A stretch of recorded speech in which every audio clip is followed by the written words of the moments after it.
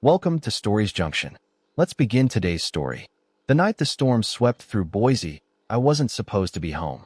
My name's Lucas Hayes, and to most, I'm just a guy who chases storms for a living. Tornadoes, hurricanes, blizzards, anything wild enough to make the front page of a nature magazine. It's not as romantic as it sounds. Weeks in motels with bad coffee, nights spent in a truck cab listening to the wind howl, or hours tethered to a cliff for that one lightning shot. But that night, I cut my trip short. The supercell I'd been tracking in Montana fizzled out, and something in my gut, sharp like a coyote's warning growl, told me to head back. Pulling into the driveway of the modern, cedar-sided house I shared with my wife, Mara, I saw it. A sleek silver SUV. I didn't know. Its hood still warm, ticking in the rain-soaked air. My stomach nodded. Could be a friend, I told myself. Maybe her sister, visiting from Spokane. But I'd spent enough time tracking predators to know when something was stalking you. My instinct screamed. I pushed open the front door, my boots leaving wet streaks on the hardwood. The house didn't smell like Mara's usual lavender diffuser. Instead, there was something else, whiskey, musk, and a warmth that felt wrong. Then I heard it, a laugh, soft, secret, the kind you share in the dark. I set my gear bag down, my pulse hammering, and moved toward the stairs like I was stalking a deer. The bedroom door was cracked, just enough to let the truth slip through. In that sliver of light, my world shattered. Mara, in our bed, her body curled over a man younger than me, her hands tangled in his dark hair, her head tilted back in a way I hadn't seen in years. He murmured something low and rough, and she laughed, a bright, reckless sound that sliced through me. That laugh, it was the thing that broke me. I didn't kick the door open. I didn't yell. I just walked in. Their heads snapped toward me. Mara's face went white, like she'd seen a ghost. The guy leaned, cocky, with a gym rat build, grinned, unbothered, like he'd been caught stealing a beer. Well, he said, this is awkward. I said nothing, just stared, each second stretching like a taut wire. Mara spoke first, her voice shaky. You weren't supposed to be back until tomorrow. I barely recognized her, this woman I'd loved, trusted, built a life with. Guess I crashed your party, I said, my voice sharp as a blade. The guy, Declan, he introduced himself like we were at a networking event, extended a hand. Declan Pierce, fitness coach. I ignored it, my eyes locked on Mara. Get dressed, I said flat. Both of you get out. She blinked, stunned. You're overreacting, Lucas. This doesn't have to be the end. I almost laughed. Declan chimed in, zipping up his jeans. Look, man, it's just physical. No need to torch your whole life over a little fun. Fun, I echoed, something splintering inside me. Mara stood, clutching a sheet, her voice rising. We need to talk like adults. Declan and I, we've been exploring something open. You never hear. Lucas, you're always chasing storms, leaving me alone in this house. I have needs. Declan smirked, pulling on a shirt. Mara stepped closer, her eyes pleading. I love you, Lucas, but I won't be invisible in my own life. Declan gives me something you don't, attention, passion. I took a step back, my voice too calm. You could have told me. Instead, you turned our home into a cheap motel. Her face crumpled. Guilt, maybe you're just fear. I'm opening our marriage, she said defiant. Whether you like it or not, Declan brushed past me, swaggering downstairs like he owned the place. Mara stared, waiting for me to fight, to beg. I didn't.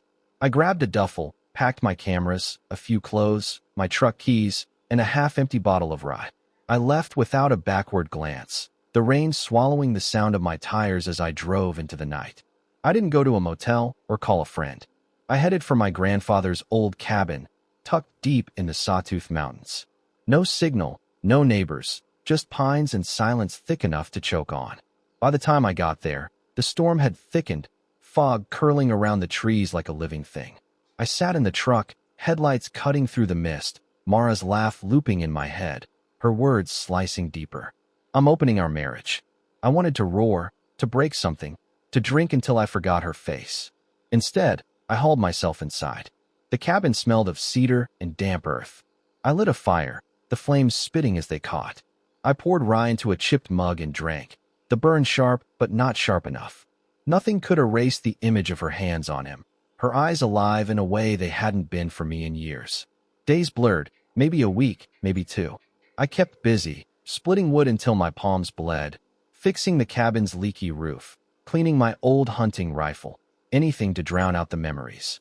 But at night, my mind betrayed me, flashing images of Mara's lips on Declan's, her voice cold. I won't be invisible. The worst wasn't the affair, it was realizing I'd been blind, chasing tornadoes while my marriage starved. Then the call came. My agent, Sarah Klein, left a voicemail. "Lucas, call me. It's urgent." I hiked to the ridge where a faint bar of signal flickered and dialed.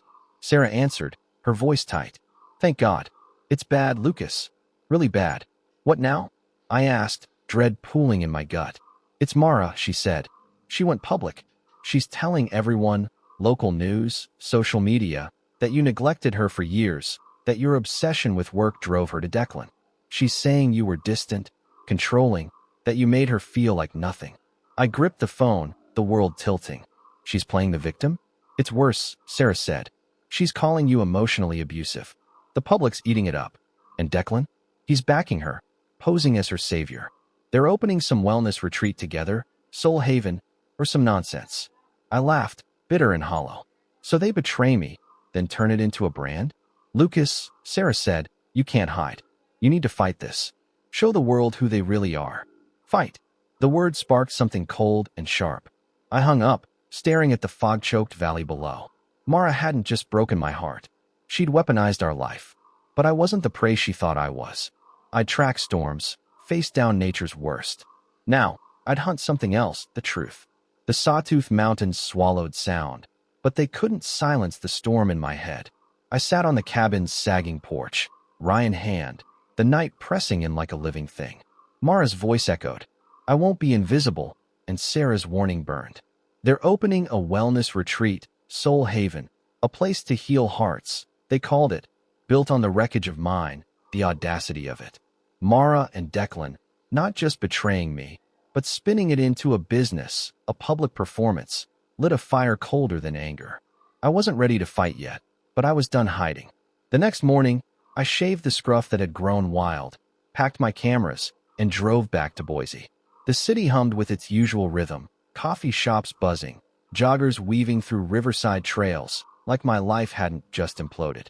Apart a block from Soul Haven's glossy new storefront, it signed promising renewal, connection, love. Through my telephoto lens, I saw them. Mara, in a tailored blazer, her auburn hair catching the light, arm looped through Declan's. He wore a matching jacket, grinning for a local news crew, like a politician on election day. They looked so happy, so untouchable. The sight didn't just hurt, it hardened something in me. I wasn't reckless. Rage wanted me to storm in, cameras blazing, but I'd learned patience chasing storms. This needed to be precise, a lightning strike, not a wildfire, so I started digging. Sarah, my agent, was already on it, furious at how Mara had smeared my name to boost her brand. "They're using your absence," she said over coffee at a diner off State Street. "Mara's interviews paint you as a ghost husband, always gone, emotionally unavailable. Declan's the hero who saw her. It's a script, Lucas, and the public's buying it." "What about proof?" I asked, stirring my coffee until it went cold. "They're lying about me. There's got to be something to show who they really are." Sarah leaned forward, eyes sharp. "There's always a trail. People like Declan don't reinvent themselves. They just change the stage. And Mara? She's not as careful as she thinks." We split the work. Sarah tapped her media contacts, sniffing out dirt on Soul Haven's funding and credentials. I went darker, scouring public records, social media, anything that might crack their facade. Within days, we had threads to pull. Declan had a history. 2 failed gyms in Nevada, both shuttered after financial irregularities. Investors claimed he'd charmed them, then vanished with their cash. No charges stuck. He was slippery, but the pattern was clear. Mara, meanwhile, had filed Soul Haven's business license in her name alone, but a buried LLC linked Declan to the accounts. They were advertising transformative emotional coaching, without a single licensed therapist on staff. The real break came from stranger. I've been combing through Soul Haven's promotional posts on X when I found a cryptic reply under a glowing video of Mara and Declan. "Careful who you trust. Some people leave scars." The account belonged to a woman named Tara Voss. I messaged her, cautious, offering to meet in public. She agreed, naming a quiet bakery near the Boise River. Tara was in her late 30s, with tired eyes and a nervous habit of twisting her scarf. Over tea, she spilled her story. Declan ruined me, she said, voice low. 3 years ago, he convinced me to start a fitness brand with him in Reno. He was all charm, made me feel like I was the only person in the room. 6 months in, he drained our accounts and left. I was stuck with the debt, the lawsuits, everything. Did you report it? I asked, leaning forward. She gave a bitter laugh. I tried, but he'd set it up, so the paper trail led to me. I lost my savings, my credit, my confidence. He's a predator, Lucas. He finds people who are hurting and feeds off them. She slid a USB drive across the table. I kept proof, she said. Emails, bank records, even a voicemail where he brags about playing the game. I always hoped someone else would take him down. I pocketed the drive, my pulse quickening, and Tara hesitated, sipping her tea. I don't know her, but if she's with Declan, she's either his pawn or his partner. Neither's good. I thanked her and left, the USB burning a hole in my jacket. Back at the cabin, I pored over the files. Tara's evidence was damning. Declan's emails outlined schemes to siphon funds. The voicemail caught him laughing about bleeding suckers dry. It wasn't enough to bury them yet, but it was a start. Sarah called with more. Soul Haven's application claims Mara has a master's in counseling psychology, she said. I checked, she doesn't. She took some online courses, but no degree. They're lying to clients, to investors. I leaned back, the cabin's fire crackling. We need to go public, but not sloppy. No accusations we can't prove. Agreed, Sarah said. How about a friend at the Idaho Statesman? We can leak anonymous tips. Small at first, let the media dig. But you need to decide how far you're going, Lucas. This could get ugly. I stared at the flames. Ugly was Mara's hands and Declan's hair. Ugly was her voice on morning shows, calling me a monster. Ugly was their smug smiles while I bled. I'm not stopping, I said. They wanted a story, I'll give them one. Over the next week, we moved carefully. Sarah fed tips to her contact. Questions about Declan's past, Soul Haven's shaky credentials, the LLC tying Declan to the money. I built a file, screenshots, Tara's records, public documents showing Mara's faked resume. I used my photography skills for something new, a digital dossier, clean and brutal, weaving their lies into a narrative no one could ignore. Then the first crack appeared. A local blog posted a story, Soul Haven star couple, too good to be true. It cited concerns about Declan's business history and Mara's qualifications. Comments flooded in, some defending them, others demanding answers. I watched from a distance, parked across from Soul Haven again, my lens catching Mara's face as she read her phone, her smile gone. Declan paced, barking into his cell. The storm was coming. That night, I got a text from an unknown number. We need to talk. Please. M. Mara. I stared at the screen, my thumb hovering over the reply button. Part of me wanted to hear her voice, to see if she'd beg or lie or cry, but I didn't trust that part. I deleted the message and turned off my phone. The next morning, Sarah called, her voice electric. The Statesman's running a piece tomorrow. They found another of Declan's ex-partners, same story as Tara, and they're questioning Soul Haven's funding. Lucas, this is it. They're starting to unravel. I exhaled, the cabin's silence heavier now. What about Mara? She's doubling down, Sarah said. Posted a video last night, teary-eyed, saying the haters are out to get them, but people are asking questions. The tide's turning. I nodded, though she couldn't see. Keep pushing. I'll send you the dossier tomorrow. As I hung up, I felt the weight of what was coming. This wasn't just about exposing them. It was about reclaiming my life. But something gnawed at me. Mara's text. Her voice, even in those 2 words, sounded desperate. Was she trapped in Declan's web, or was she the spider? I didn't know yet, but I would. The truth was out there, sharp as a blade, and I was getting closer. The Boise dawn was gray, the kind of light that makes everything feel like it's holding its breath. I sat in the cabin, the USB drive from Tara Voss spinning between my fingers. The Idaho Statesman's article had dropped that morning, a quiet bomb. Soul Haven retreat under scrutiny. Questions swirl around founders' past. It laid out Declan's trail of failed businesses and hinted at Mara's inflated credentials. The comments section was a war zone. Some called it a witch hunt. Others demanded a deeper investigation. Sarah's voice rang in my head, the tide's turning. But I wasn't done. Mara and Declan hadn't just betrayed me. They'd built a castle on lies, and I was going to tear it down brick by brick. I opened my laptop and finalized the dossier. Tara's emails and voicemail were the spine, but I'd added more. Bank records showing shady transfers between Soul Haven and Declan's LLC, screenshots of Mara's counseling claims, and a second ex-partner's testimony, a man named Greg who'd lost his savings to Declan's last venture. I wove it together with the precision I'd learned framing storm shots. Every piece deliberate, every angle sharp. This wasn't just evidence. It was a story, one the public wouldn't ignore. Sarah met me at a dive bar on the edge of town, her eyes bright with adrenaline. "The Statesman's digging deeper," she said, sliding into the booth. "They've got a source inside Soul Haven's investor group. People are nervous, pulling back." And Mara's video response? "It's backfiring. Too many holes." I sip my beer, the dossier burning a hole in my bag. "What's she saying?" "She's leaning into the victim card," Sarah said. "Claims you were emotionally absent, that she had to find herself with Declan, but she slipped up, said they'd been planning Soul Haven for years. People are asking how long she's been with him." I clench my jaw. Years. The word cut deeper than I expected. Had she been playing me that long, smiling through our anniversaries while plotting with him, or was it another lie to sell their brand? I didn't know, but the doubt was a blade twisting in my gut. Sarah leaned forward. "We need to release the dossier. Not to the Statesman, too risky. But there's a freelance journalist, Mia Chun. She's got a blog with a cult following, loves exposing frauds. She'll run it anonymously, no trace to you." I nodded, sliding the USB across the table.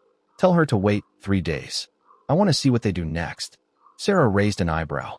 "You're playing chess with this, aren't you?" "Storms don't hit all at once," I said.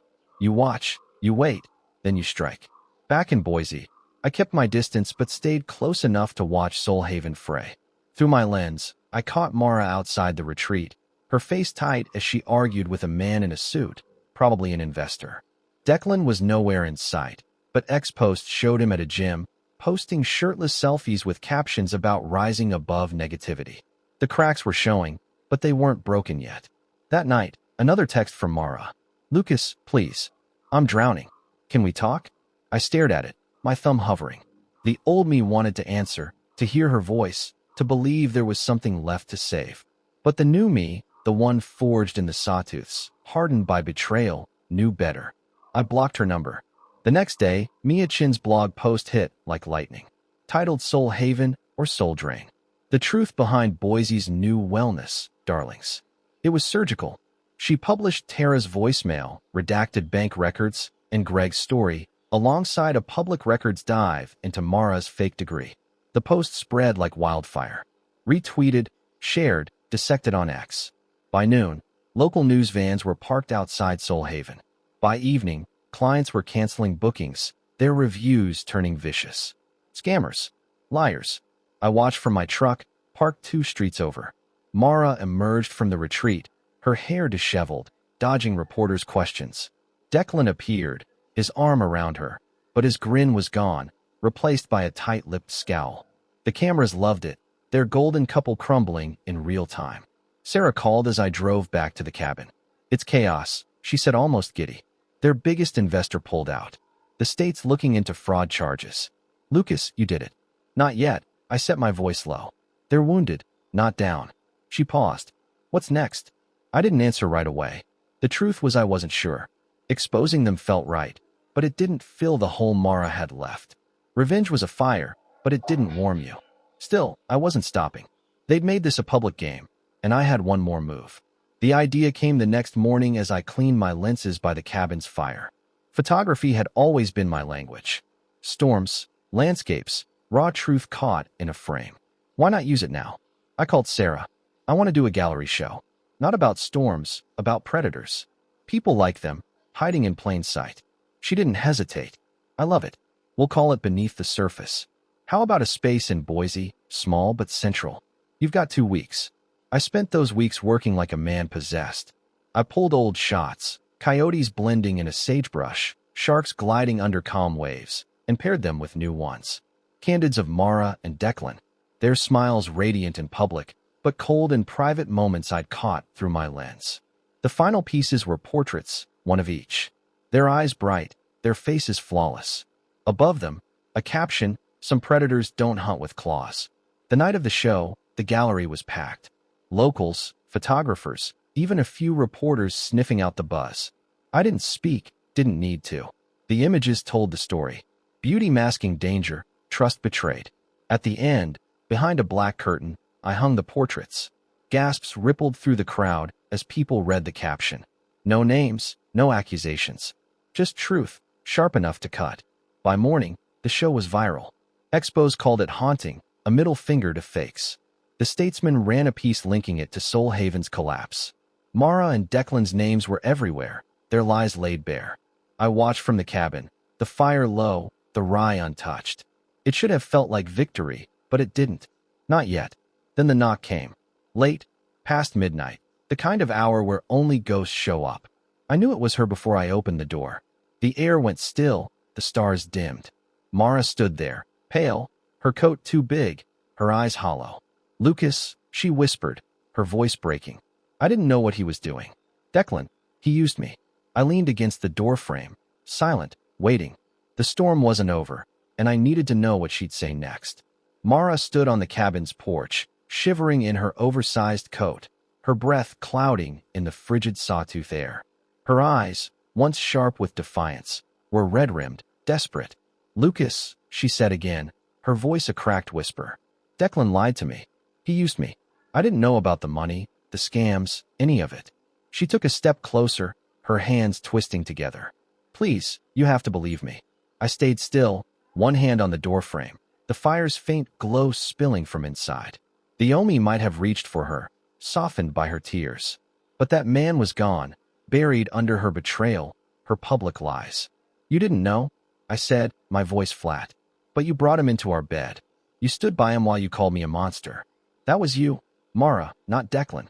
She flinched, tears spilling down her cheeks. "I was lonely," she said, her voice breaking. "You were always gone, chasing storms, living for your camera. I felt like nothing. Declan, he saw me. He made me feel alive again. But I didn't know who he really was." I let the silence stretch, heavy and cold. "You made your choice," I said. "You didn't just cheat. You turned our life into a spectacle. You told the world I was the villain so you could play the victim. And now what? You're here because it fell apart." Her shoulders sagged, and she covered her face with her hands. "I lost everything," she whispered. "Soulhaven's gone. The investors sued. My friends won't speak to me. Declan, he took what was left of the money and ran. I'm alone, Lucas. I came to say I'm sorry. I know it's not enough, but I loved you. Part of me still does." The words hit like a gust of wind, sharp, disorienting. Loved still does. It was cruel, the way she could say it now, after burning everything down. I stepped back, my voice low. "You loved me, but you humiliated me. You loved me, but you built a business on lies with a man who wasn't me.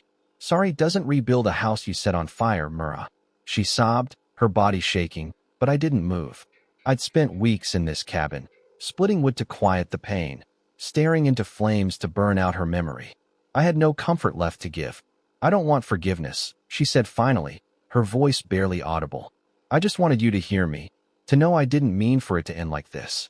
I looked at her, really looked, and saw someone I didn't recognize, a stranger wearing the face of the woman I'd married. "The truth," I said, stepping closer, my eyes locked on hers, "is you weren't just lonely. You wanted everything, my love, his thrill, a life where you could have it all. And when you couldn't, you chose to destroy me to get it." Her sobs grew louder, but I turned, stepping back into the cabin. "Go," I said, my voice final. "Don't come back." I closed the door, the latch clicking like a gunshot. She didn't knock again. The next morning, I drove to Boise, the dossier still on my mind. Mia Chin's blog post and the gallery show had done their work. Soul Haven was a husk, its clients gone, its accounts frozen pending a state investigation. Ex-posts buzzed with updates. Declan had been spotted in Portland, dodging fraud charges. Mara was silent, her social media dark. The world had turned on them, just as I'd planned. But the victory felt hollow, like a storm that passes without rain. Sarah met me at the gallery, her face grim. "You saw the latest?" she asked, sliding her phone across the table. "A new article. Soul Haven co-founder Mara Hayes breaks silence, claims she was manipulated." Mara's statement painted Declan as the mastermind, herself as a naive victim. She didn't mention me, but the implication was clear. She was rewriting the story again. She's still lying, I said, pushing the phone back. She knew enough. Sarah nodded. Maybe, but the public split. Some believe her, some don't. Declan's the real target now. Cops are closing in. What do you want to do? I leaned back, staring at the gallery walls, still lined with my predator photos. Nothing, I said. The truth's out. Let's finish them. She raised an eyebrow. You sure? You could go public, tell your side. I shook my head. The photos spoke. That's enough, but it wasn't not entirely. That night, I sat by the cabin's fire, the rye bottle unopened. Mara's visit had stirred something, a question I couldn't shake. Was she a victim, caught in Declan's web, or a willing player who'd only turned on him when the game collapsed? The answer mattered, not for her sake, but for mine. I needed to know how blind I'd been. I opened my laptop and dug deeper, chasing threads I'd ignored. Tara Voss had mentioned another ex-partner, a woman named Elise who'd worked with Declan years ago. I found her through a LinkedIn profile, now dormant, and sent a message. To my surprise, she replied within hours, agreeing to a call. Elise's voice was steady, guarded. Declan's a chameleon, she said. He reads people, finds their weaknesses, and exploits them. I was his business partner in Vegas. Thought we were building something real. He drained our accounts, left me with nothing. Sound familiar? Too familiar, I said. What about Mara? Did you ever meet her? Elise paused. No, but I saw her name in some of Declan's old emails. He mentioned her a year ago, said she was perfect, lonely, ambitious, easy to mold. He planned to use her to front his next big scam. If she's claiming she didn't know, she's either lying or willfully blind. I exhaled, the pieces clicking. Thanks, Elise. This helps. Be careful, she said. Declan doesn't let go easy. If he's cornered, he'll lash out. I hung up, my mind racing. Mara wasn't innocent, but she wasn't the mastermind either. Declan had played her, just as he'd played Tara and Elise. But her choices, her betrayal, her lies, were her own. The clarity didn't erase the pain, but it sharpened my resolve. The next day, I got a call from Mia Chin. Declan's been arrested, she said, her voice triumphant. Caught in Seattle, trying to board a flight. Fraud, embezzlement, the works. Your dossier helped. They traced his accounts through Tara's records. And Mara? I asked. Quiet for now, Mia said. But the state's investigating her for falsifying credentials. She won't skate free. I thanked her and hung up, staring out the cabin window at the pines bending in the wind. The storm I'd unleashed had done its work. Mara and Declan were falling, their lies exposed. But as the fire crackled, I felt the weight of what came next. Revenge had freed me, but it hadn't healed me. The cabin, the mountains, my cameras, they were my life now. Could I rebuild, not just survive? I didn't have the answer yet, but I knew one thing. The story wasn't over. Mara's visit, Declan's arrest, the lingering question of her guilt. They were threads still unraveling. And somewhere, in the quiet of the Sawtooths, I'd find the truth. The Sawtooth Mountains stood silent, their peaks cutting the sky.